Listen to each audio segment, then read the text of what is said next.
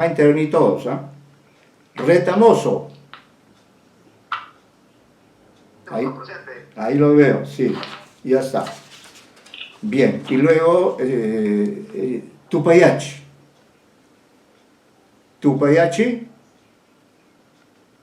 pasé 2 veces, no contestó, inasistente. Bien, entonces en esta introducción necesaria acerca del concepto de edición, esta introducción que hemos hecho en la clase de hoy, para poder entender mejor, apreciar mejor el cuento El cazador invisible, muy peculiar por el tipo de narrador que hay, por la historia que se cuenta, ¿no? En este texto introductorio que he leído acerca de Vallejo, como un ejemplo de todos los problemas que se crean alrededor de este concepto de la edición, ¿no? He recordado que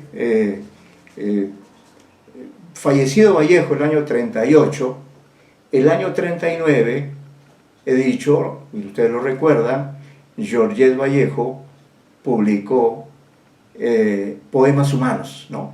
Era ya un poemario póstumo. Vallejo había fallecido y a su vez con esta obra Georget Vallejo, apreciadísima persona, digamos, incursionó como editora de la obra de su marido, ¿no? De su esposo, como ustedes quieran expresarse. Entonces debutó, vamos a decir así, y estaba acompañada, asesorada por el doctor Raúl Porra Barnechea. Esto ocurrió en París. Ahí comienza, vamos a decir, esta cuestión cuya historia se proyecta hasta hoy, hasta 2020. Publica el año 39. Bueno, ustedes saben que hay también, como parte del prejuicio machista, entonces a muchos vallejistas de esa época no les pareció bien, discutieron si ese era el título que Vallejo había elegido o era otro, ¿no? Bueno, ahí quedó, ¿no? Pero siempre con esa duda acerca, digamos, de la autenticidad del título, si era decisión de Vallejo o fue ella la que tomó la iniciativa, ¿no? Los nombres son importantes, todo es importante en la realidad y en la ficción. Bien, y entonces he dicho también, he recordado otra fecha, ¿no? ¿Qué ocurrió en 1968? A ver, algunos que ha participado, que lo quiera recordar. ¿Qué he dicho que ocurrió en 1968? Señor Retamoso, usted me ha escuchado. ¿Recuerda que he mencionado en relación con el año 1968? Sí, profesor, sí. ¿Qué es lo que dije? La Revolución Peruana, profesor, con Velasco Alvarado. Bueno, efectivamente, pues hace usted bien en recordar ese hecho histórico, ¿no? Hace bien. Pero en el campo de las ediciones de Vallejo, ¿qué ocurrió? Además de ese aporte de Velasco que usted ha contado o ha mencionado, ¿qué ocurrió en el mundo de la literatura, en el mundo de las ediciones acerca de nuestro máximo poeta? ¿Qué ocurrió en ese año? Bueno, yo recuerdo que había bastantes ediciones de Vallejo en ese tiempo, apoyado por la Ministerio de Cultura. Así es. Inclusive había algunas polémicas de varios autores, hasta franceses, me acuerdo, algunos franceses que habían venido a unas polémicas, debates, sí, digamos, de la autenticidad, ¿no?, de los escritos, porque había incoherencias en cuanto a las fechas. Exacto, sí. Las fechas de los textos había incoherencias, no había... Fechas, ¿no? Claro. Así es, muy bien. Pero hemos dicho que claro, ella el año 68 publica, ya ella vivía en el Perú, en ese año que, como ha dicho el señor Retamoso, se inició el gobierno de Velasco, ¿no? Miren, por favor, aquí tengo a la vista de ustedes un ejemplar de esa edición de 1968, ¿no? Ese año se publica esta obra poética completa. 1968, dice César Vallejo, obra poética completa. Mire las dimensiones del libro, es un libro muy grande, ¿no? abajo dice edición con facsímiles, ¿no? Facsímil quiere decir, muestra la foto del original de Vallejo, del papel en el cual Vallejo escribió piedra blanca sobre piedra negra, o al revés, si es que me estoy equivocando, ¿no? Y eso, entonces, el libro tiene un prólogo, reúne en apariencia toda la poesía que Vallejo había escrito, tanto la que escribió en su etapa peruana, desde los Heraldos Negros, y luego ya lo que escribió también y publicó en Europa, en España publicó El Tusteno, publicó una segunda edición de Trilce, y también ciertamente aparece ahí Poemas Humanos, que ya es un libro póstumo, publicado, editado por Georgette Vallejo, ¿no? Entonces ahí vemos que efectivamente, aquí podemos ver, observen ustedes, a ver si es posible que puedan ver, ¿ven? Usted ve a la izquierda, ustedes observan la foto del texto original, con la fecha de composición o de corrección del texto, ¿no? 19 de septiembre de 1937, ya muy próximo a la fecha de su fallecimiento. Y el poema se llama Al fin un monte, ¿no? Entonces ahí está el principal aporte, diríamos, de esta edición, ¿no? Vamos a ver aquí, por ejemplo, algún texto. Vamos a ver un texto para que ustedes puedan apreciar, entonces, que estamos antes esta edición facsimilar, ¿no? Que desde el punto de vista, digamos, literario es muy importante, pero repito, solo aparecen las fotos de los poemas que Georgette conservó, lógicamente, porque era la esposa, era ya la viuda de Vallejo, ¿no? Entonces por ello es que ella en esta edición incluye al lado izquierdo, siempre irá el poema. Acá me voy a detener acá, por favor, ¿ya? Acá ven ustedes, sigan en la edición, en la página 346, 347, aquí tiene usted el famoso poema, y lo voy a leer, porque estamos haciendo un taller de crítica literaria. Voy a leer el poema famoso que se llama Intensidad y Altura. Intensidad y Altura. Leo el texto, dice, es un soneto, ¿no? Vallejo escribía también sonetos. Quiero escribir, pero me sale espuma. Quiero decir muchísimo y me atollo. No hay cifra hablada que no sea suma. No hay pirámide escrita sin cogollo. Quiero escribir, pero me siento puma. Quiero laurearme, pero me encebollo. No hay tos hablada que no llegue a bruma. No hay Dios ni hijo de Dios sin desarrollo. Vámonos pues por eso a comer hierba, carne de llanto, fruta de gemido. Y acá hay una corrección de la mano del poeta. Ha tachado una palabra y ha puesto fruta de gemido. Así es. Nuestra alma melancólica en conserva. Vámonos, vámonos, estoy herido. Vámonos a beber lo ya bebido. Vámonos, vámonos, cuervo, a fecundar tu cuerva, ¿no? Y ahí hay un sellito de Vallejo que dice propiedad de César Vallejo, y está la fecha del poema 27 de octubre de 1937, y a la parte derecha está la edición, la versión de la edición de 1968, ¿no?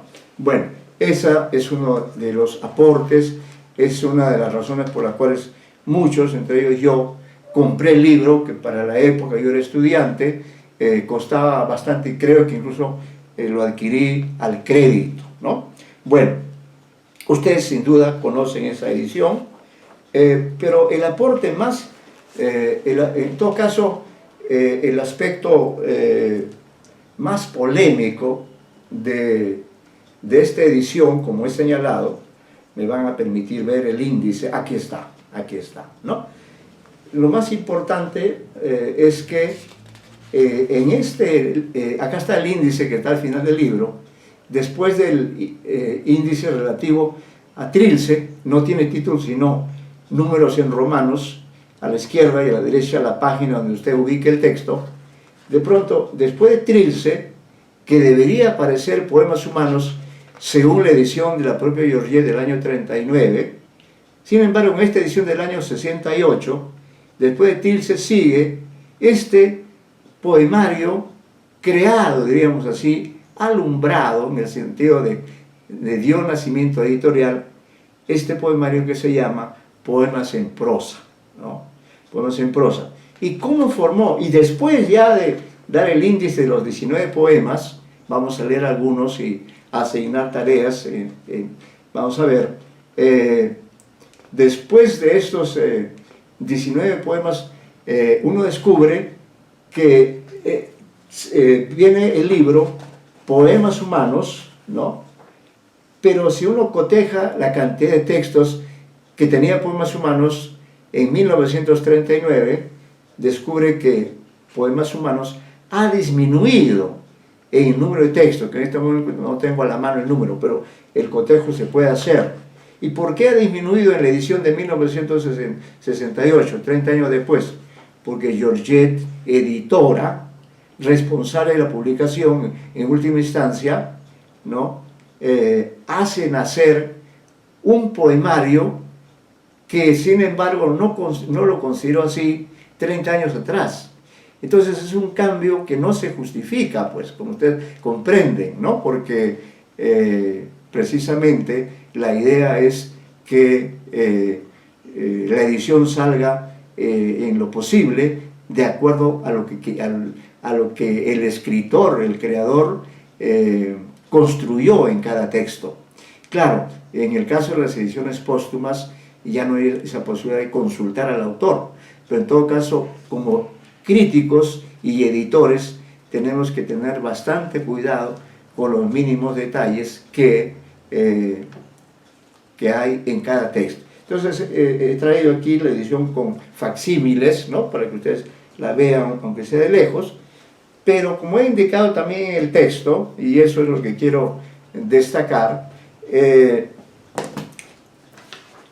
a partir de esa decisión de Georget de hacer aparecer como autor del poemario Poemas en prosa César Vallejo, que son sus poemas, sin embargo, el criterio de hacer aparecer separado de Poemas Humanos incomodó mucho a los críticos, ¿no?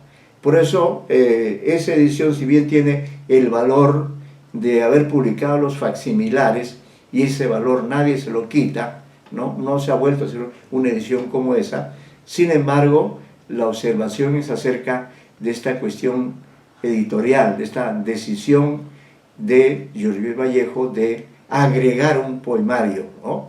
¿Hasta qué punto era lícita la actitud? Eso es lo que se discute, ¿no? Y por eso, ya se había publicado, ya César Miró ya había publicado en Buenos Aires en 1949, si no me equivoco, el 41, y ya había publicado la poesía completa en una editorial argentina, Losada. Sí, ya Vallejo inmediatamente comenzó a hacerse famoso, le salieron muchos editores, ¿no?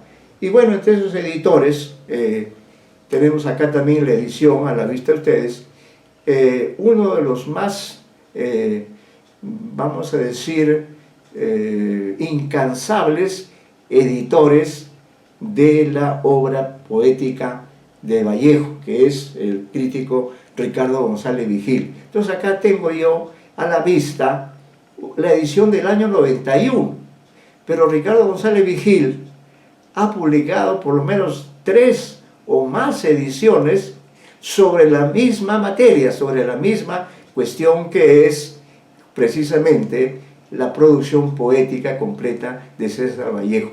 Entonces, el año 91, en una colección auspiciada con el auspicio del Banco de Crédito, apareció este volumen que es una edición crítica, ¿no? ¿Qué es una edición crítica?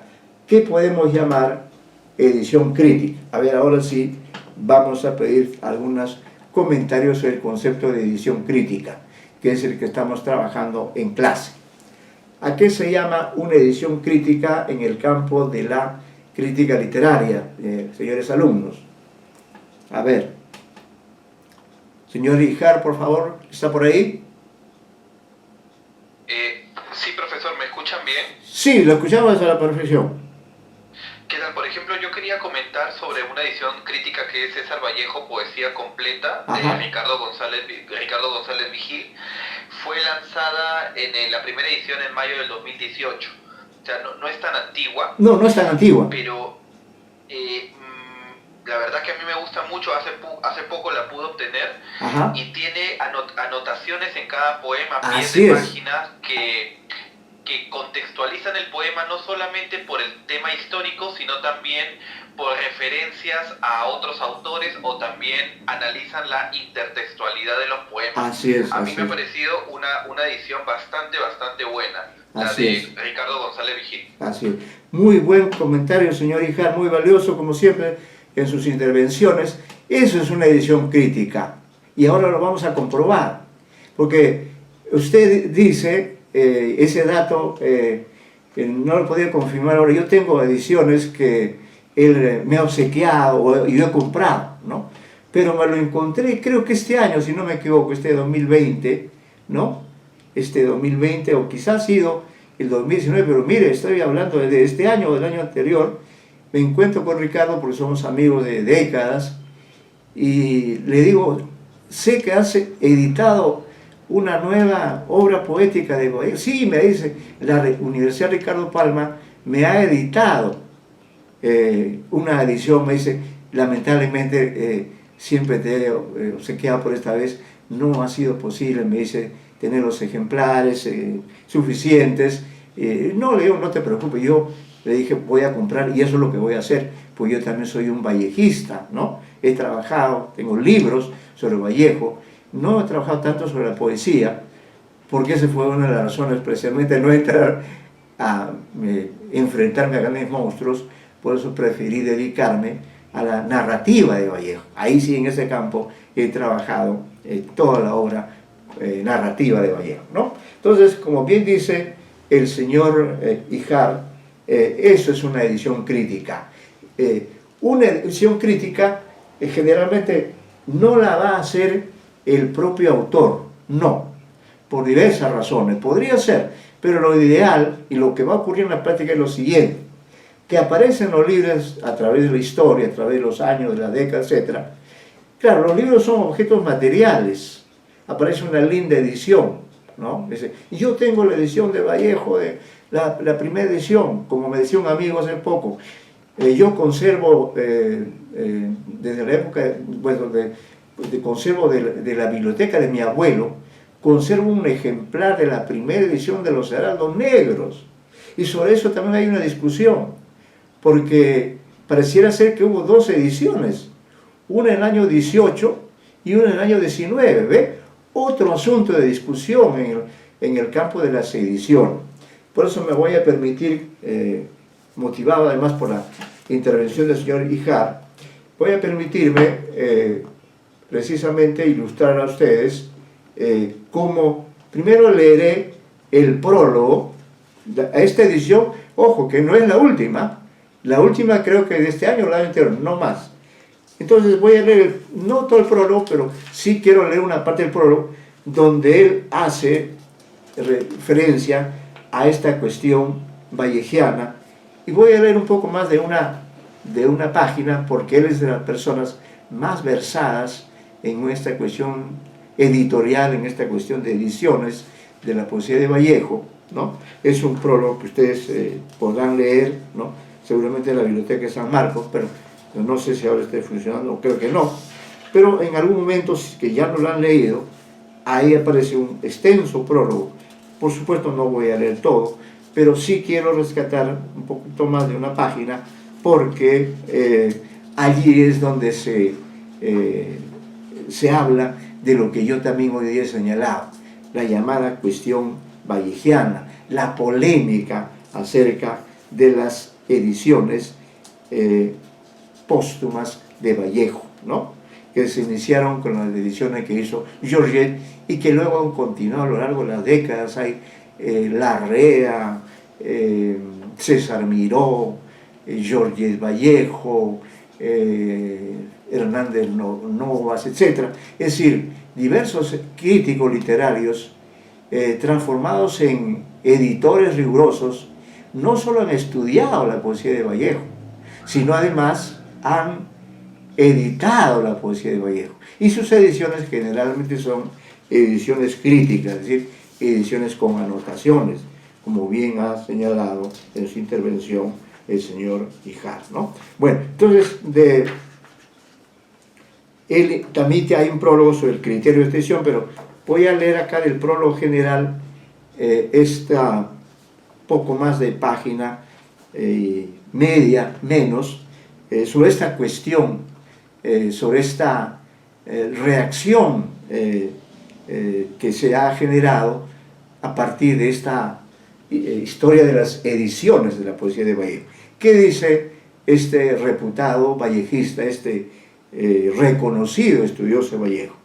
Dice: reina un consenso bastante generalizado que sitúa a César Vallejo, paréntesis 1892-1938, entre los mayores poetas del siglo XX y entre los nombres centrales de la literatura hispanoamericana, por no insistir en el criterio que, de modo unánime, lo erige como pilar máximo de la poesía peruana contemporánea. La bibliografía consagrada a él es una de las más abundantes y analíticas que se haya dedicado a escritor hispanoamericano alguno, pero ha cundido demasiado en ella la interpretación unilateral, aferrada a un aspecto o a una clave en desmedro del conjunto y de la evolución matizada del genio creador de Vallejo. Lo que nos está diciendo es que algunos críticos creen tener la verdad acerca de Vallejo y dicen: esta es la verdad, así hay que leer este poema, ¿no? Pretenden imponerse. Eso es lo que está criticando. No puede haber una verdad acerca de un poema. Habrá tantas verdades como lectores, como críticos, editores existan, y esa verdad, coherente en sí misma, tendrá que estar sustentada por lo que dice el propio texto. No habrá que tergiversar, ni exagerar, ni disminuir el valor de un texto, ¿no? Dice entonces que eso hay que evitar, dice: y la polémica fuera de toda compostura, atizadas ambas por manipulaciones ideológicas y animadversiones personales, tan lamentables estas últimas en los ataques entre Georget de Vallejo, Juan Larrea, Javier Abril y André Coiné. Esos cuatro autores que han polemizado durante toda su vida acerca de las cuestiones de edición de Vallejo. Y dice González Vigil, dice: ya es hora de clausurar las arbitrariedades y los desacuerdos apasionados. Mucho se puede aprovechar de las páginas de los cuatro autores recientemente mencionados, es decir, de Georget de Vallejo, Larrea, Javier Abril, André Coiné, y de otros muy numerosos que han escrito sobre la vida y la obra de Vallejo. Ya es hora de respetar la complejidad de la obra de la poesía de Vallejo, no reducible a una sola clave que iluminaría todo lo suyo. No hay una sola verdad sobre Vallejo.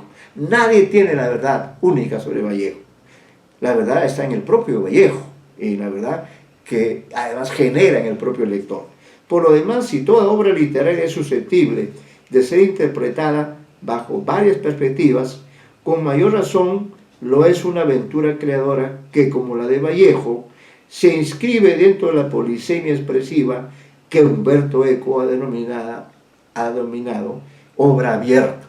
Toda obra literaria buena es una obra abierta, es decir, abierta a muchas interpretaciones, a diversas lecturas, a diversos enfoques, ¿no? Y eso es lo que ocurrió con Vallejo. Algunos críticos lo han visto como un poeta cristiano y metafísico, por ejemplo. otros lo han visto como el poeta marxista, leninista, y en fin, ha habido lecturas religiosas, psicoanalíticas, etcétera, etcétera, ¿no? Bueno, entonces dice, añádase a ello que la captación de la complejidad literaria reclama una óptica integral, atenta a todos los factores que inciden en el sentido de un texto poético. Y sería bueno que tomen nota de esto que voy a leer y releer. ¿Qué debo tomar en cuenta yo para interpretar bien el sentido de un texto poético? Y el señor Ijar ha citado estos conceptos. ¿Cuáles son esos factores? Primero, los factores intratextuales. Los factores intratextuales. Al interior del texto, eso quiere decir rasgos fonológicos, métricos, visuales, en el caso de la exploración gráfica, morfológicos, sintácticos, semánticos y retóricos. Todos son factores que están dentro del texto, dentro de la textura del poema.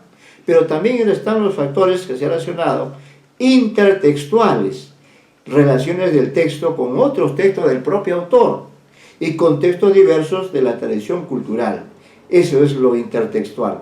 Y luego, lo extratextual, la biografía, el medio ambiente, el marco histórico, etc. Vallejo, que fustigaba a la literatura a puerta cerrada, era consciente del rol fundamental de los tres tipos de factores para el logro artístico de un texto. Entonces, repito los conceptos porque hay que tomarlos en cuenta. Cuando yo analizo un texto como un crítico literario serio, debo tomar en cuenta, además puede haber otros factores, pero no puedo olvidarme los factores intratextuales, es decir, de la propia estructura verbal, musical, rítmica, si es un poema. No puedo olvidarme de todos esos rasgos propios de la forma, de la morfología, de la sintaxis, de la semántica. Pero tampoco debo dejar de lado los factores intertextuales, es decir, relaciones de ese texto con otros textos del autor, sobre todo porque Vallejo repite muchos temas, ¿no? Repite, por ejemplo, textos sobre Dios y contextos diversos de la tradición cultural, ¿no? La relación de Vallejo con algún otro poema, con García Lorca, con Neruda, en fin, ¿no? Y extratextual, es decir, también lo extratextual, la biografía, el medio ambiente, el marco histórico, todo esto debe tomarse en cuenta cuando se hace una buena edición crítica. Por eso cierro esta lectura, dice, ya es hora de constatar que la complejidad de Vallejo supone la continuidad de ciertas intuiciones fundamentales. Eso es lo que tiene un poema, un poeta, intuiciones fundamentales y temas obsesivos, ¿no? Eso creo que es importante. Las intuiciones que tiene el poeta y los temas obsesivos actuantes desde los poemas juveniles hasta el final de su trayectoria creadora. Pero también la evolución permanente, tanto en lo ideológico, que siempre es muy importante, la visión del mundo, donde Vallejo perseguía lo esencial, la fuente dinámica de una visión del mundo, sin someterse a formulaciones dogmáticas ni cómodas ortodoxias, verbigracia la Biblia y la relación con un Dios vivo antes que las definiciones canónicas y las elaboraciones de la teología. O Marx y el método dialéctico, privilegiando la realidad concreta y la praxis frente a la teoría antes que un marxismo ritualizado y congelado como los recursos expresivos, con líneas estilísticas disímiles en un mismo poemario, sobre todo en los heraldos negros, pero también en Trilce y a veces en un mismo poema. Para decirlo en términos caros a Vallejo, su sensibilidad es siempre la misma. No podía ser de otro modo, ya que no es algo voluntario o asumible intelectualmente, pero su técnica está en continua elaboración. Ahí tienen ustedes una hipótesis que a ver si la van a probar, ¿ya? Entonces, ¿qué dice aquí el autor? Dice, en Trilce, bueno, dice, para decirlo en términos caros a Vallejo, su sensibilidad es siempre la misma, no podía ser de otro modo, ya que no es algo voluntario y asumible intelectualmente. Entonces, cada uno de ustedes tiene una sensibilidad, y eso es algo muy personal, no se confunde con la sensibilidad de ninguna otra persona. Pero lo que sí cambia, puede cambiar, y eso es bueno para el autor, para la poesía, para los lectores, lo que sí puede cambiar es la técnica, la composición, ¿no? Que está en continua elaboración. Un poeta no tiene por qué quedarse aferrado a una sola concepción, puede modificarla, como hizo Vallejo, ¿no? Manteniendo la misma sensibilidad, las intuiciones, los temas obsesivos. Sin embargo, hay un gran cambio que va desde Los Heraldos Negros, luego a Trilce, luego a Poemas Humanos, o España, parte de mí, este cáliz. Vallejo siempre se está renovando, siempre está perfeccionando su lenguaje poético, pero sus obsesiones, fruto de su sensibilidad, son las mismas, ¿no? Entonces, eso es lo que él dice, eso es lo que hay que tomar en cuenta entonces, diferenciar entre la sensibilidad, hay que tratar de captar la sensibilidad, pero también apreciar y comentar todo aquello que se refiere a la técnica, a la manera de construir, de manejar el lenguaje. Y eso es lo que uno encuentra en una edición crítica. Y me voy a referir, en los minutos que nos quedan, voy a referir precisamente, ¿no?, en esta edición de González Vigil, como vamos de tiempo, allá estamos aquí ya, sí, ya estamos a las 6:30. Bueno, entonces vamos a dejar para la próxima clase, por favor, les pido que revisen, ¿ya? Revisen, hagan lo posible por revisar algunos de los poemas en la edición de González Vigil principalmente, algunos de los poemas que él llama poemas en prosa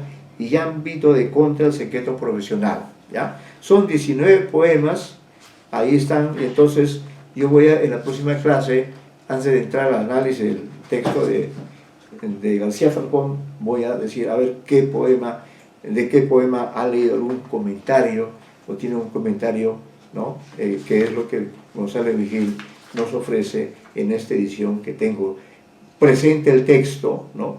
Estos textos están en prosa, efectivamente, pero luego hay una serie de anotaciones, ¿no? Disculpa, Antonio, ¿cómo se llama la edición? La edición se llama, exactamente, César Vallejo, Obras Completas. Es la edición del Banco de Crédito del Perú.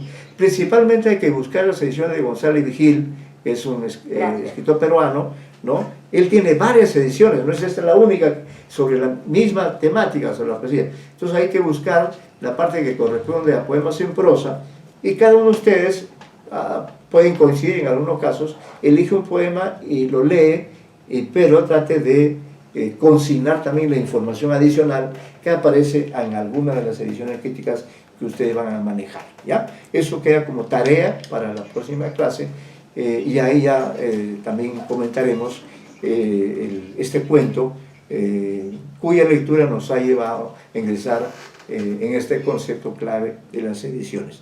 Con esto cerramos la clase de hoy y nos vemos ya la próxima semana.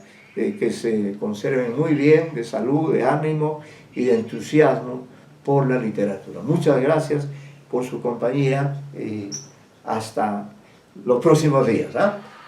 Buenas tardes. Gracias, profesor. Muchas gracias.